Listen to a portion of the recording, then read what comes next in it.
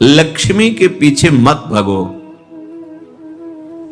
प्रभु के भजन में लग जाओ। लक्ष्मी मां है, वो तुम्हारी सेवा करने लगेंगे।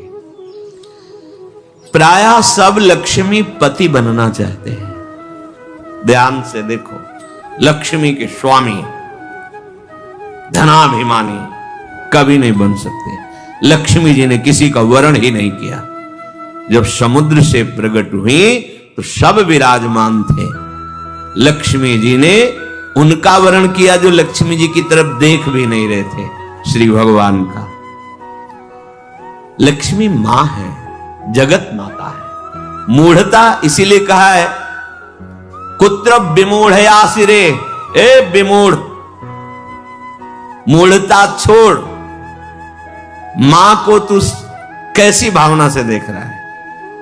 सब लक्ष्मीपति बनना चाहते हैं। अरे लक्ष्मीपति है वो तो केवल श्री हरि है, दूसरा नहीं। लक्ष्मी के स्वामी केवल भगवान श्री हरि हैं। भगवान के ना चाहने पर भी उन्होंने भगवान का ही वर्ण किया। आप दासत्व स्वीकार करके प्रभु का जब भजन करेंगे तो लक्ष्मी मां है, आप उनके पुत्र हैं। वो भरपूर आपको जो कुछ चाहिए वो सब दे देंगे। बात मानो, समझो। मायापति है श्री कृष्ण, और आप मायापति बनना चाहते हैं, थप्पड़े मारेंगे। गलत दृष्टि रखता है। हम सब आकांक्षा करते हैं कि लक्ष्मीपति बने। देखो अंदर से देखो, किसी कोई भाव आता है कि लक्ष्मी तो प्रभु की प्रिया है, प्रभु की प्रिय है, पत्नी है। अगर हम प्रभु का भजन करेंगे तो माता हम पर कृपा करेंगे, पर हम माता नहीं मानते और जानते हैं कि माता की तरह भरण पोषण लक्ष्मी जी के ही द्वारा हो रहा है, उन्हीं का वैभव। तो आप स्वामी मत बनिए, मूढ़ता त्यागिए। अगर आप लक्ष्मी के पीछे भागते हैं स्वामी बनने के लिए तो दंड ही मिलेगा। वैसे माता जी की पर्सनल सवारी जो है लक्ष्मी जी की, वो जानते हो क्या है? उल्लू। मतलब जो सार था वो मिला नहीं, असार में भटकते रहे। जब तुम ऐसा कुछ करोगे, अगर वो अकेले आए भी ना तो उल्लू बना देंगे। उल्लू बनाना जानते हो? उल्लू का दिन में प्रकाश में नेत्र काम नहीं करता है, अंधेरे में काम करता है। अर्थात जो लक्ष्मी को केवल स्वीकार करता है, आराधना की है, तो लक्ष्मी जी उसके दिमाग, क्योंकि आएंगे तो ना उसमें सवार होके, अब उसके दिमाग में ज्ञान के प्रकाश के लिए नेत्र नहीं रह जाएंगे। अज्ञान अंधकार में उसका काम करेगी बुद्धि। क्या ये भोग लूं, ये ऐसा करूं, अभिमान बढ़ाने वाला, वासना बढ़ाने वाला, दुर्गति में पहुंचाने वाला कार्य प्रारंभ हो जाएगा। विविध प्रकार के दोष प्रकट हो जाएंगे।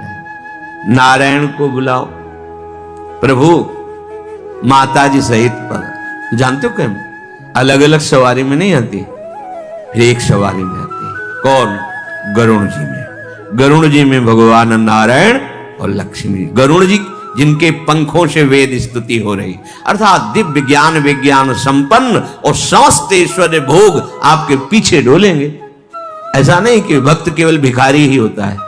देखो अम्बरीश जी महाराज बड़े बड़े ऐसे महाभागवत हुए, दिव्य वैभव संपन्न और भगवान की अपार भक्ति में डूबे हुए।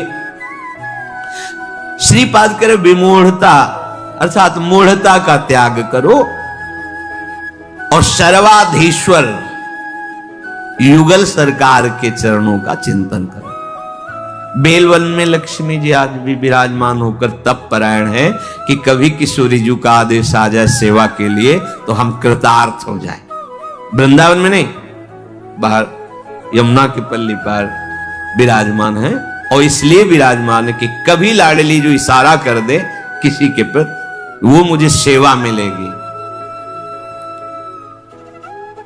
विहाय वृंदावन मिंदिरादि भी सुदुर्लभम कुत्र विमूढ़याश्रय। आशा छोड़ो तुम और न किसी से, हमारे लाडली लाल के चरणों का आश्रय लो। तो कह रहे हैं परम सुदुर्लभाश्चात्र मिलंति भक्तया। परम दुर्लभ प्रेम भक्ति भी मिलेगी और ऐश्वर्य भी मिलेगा। ये जब आप प्रिया प्रीतम के चरणों का आश्रय लिए वृंदावनाधीश्वर श्यामा श्याम का भजन कर रहे, तो क्या नहीं मिल जाएगा आपको।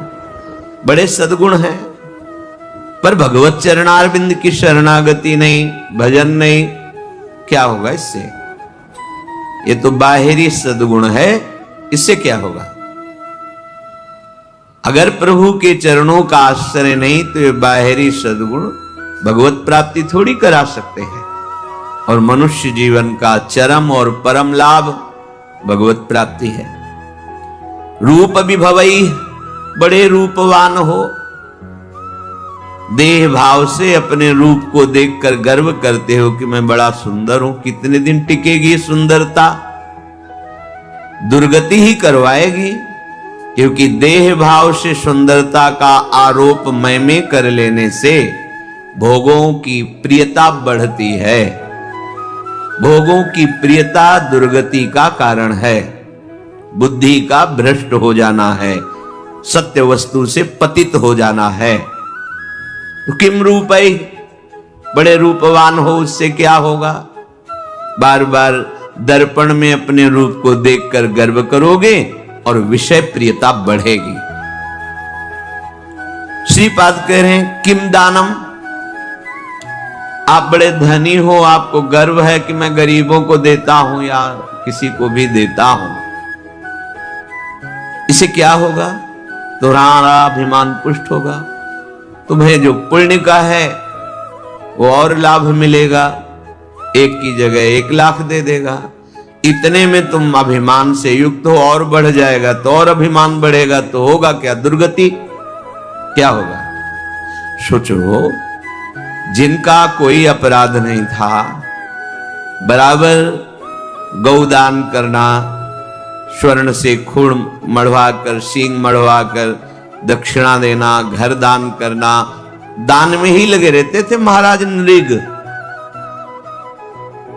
चूक हो गई, जो ब्राह्मण दान नहीं लेता था उसकी गाय आ गई गौशाला में, उनको क्या पता, उन्होंने किसी ब्राह्मण को दान कर दिया।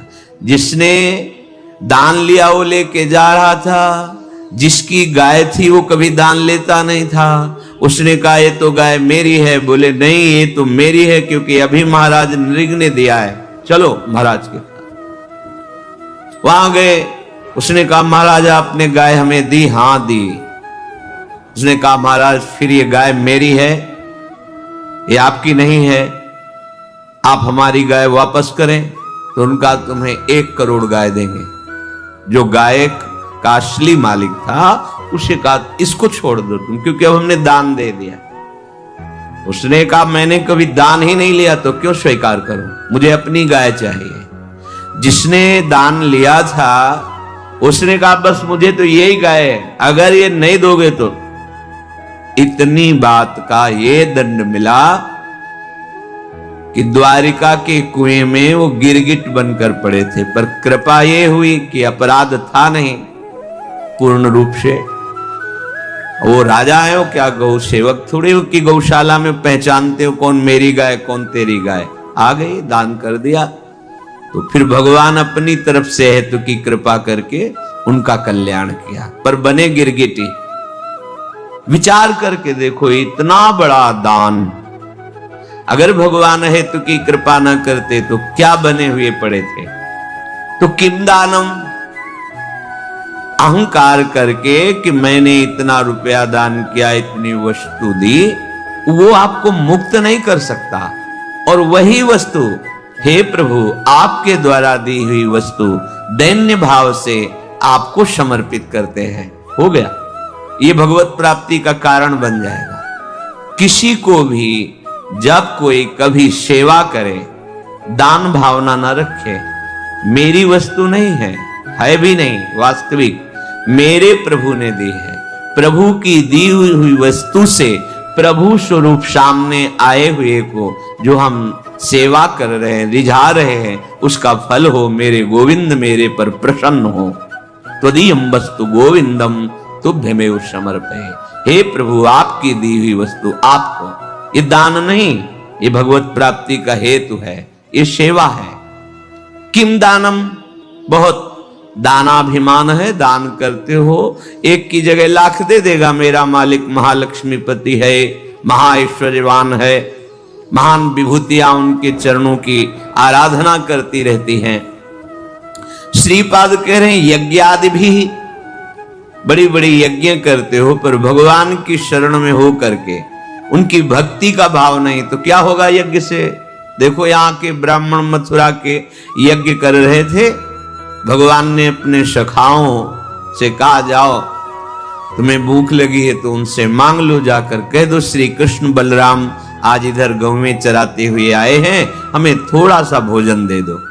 गए, साष्टांग प्रणाम किया और कहा हे विप्रो, भगवान श्री कृष्ण बलराम जी पधारे हैं सखाओं के साथ, उनको भूख लगी, थोड़ा सा भात दे दो, अन्न दे दो। उन्होंने अनसुनी कर दी, हो गए, बोले प्रभु देने की तो बात जाने दो, बोले ही नहीं, देखे ही नहीं। बोले तो उनकी पत्नियों के पास जाओ। होगा प्रभु जब पति ऐसे निष्ठुर है तो पत्नियां कैसे दे सकती? बोले नहीं, वो मेरी बड़ी भक्ता है, क्योंकि मेरी चर्चा सुनती रहती है। वृंदावन की मालिनी पुष्प लेकर दोना में और घर में देती थी मथुरा में जाके, और रोज चर्चा। आज लालजू महाराज ऐसी पोशाक पहने, आज ऐसी लीला की, आज बकासुर मारा, अगर असुर ऐसी, वो लीला सुन सुनकर आसक्त चित्त हो गई थी। कब ऐसा सौभाग्य होगा कि प्रभु मुझे दर्शन, जे भी सुना प्रभु भूखे हैं, सुंदर भोग बनाकर ठाकुर जी के लिए चल पड़ी, रोकने पर भी ना रोकी।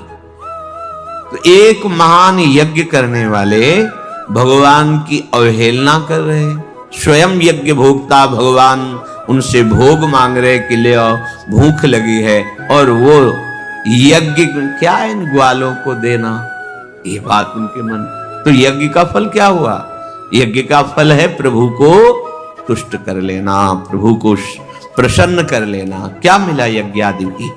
अगर भगवान की शरणागति नहीं, भगवान की भक्ति नहीं, तो यज्ञ से क्या होगा? श्रीपाद कह रहे किम विख्याति सतैह, तुम्हारा शास्त्रों लोग, सैकड़ों लोग, लाखों लोग यश गान करते हैं, बड़े प्रतापी हो, बड़ी महिमा है, बड़े पदवान हो। कितने दिन टिकेगा ये पद? कितने दिन तुम्हारा शरीर टिकेगा?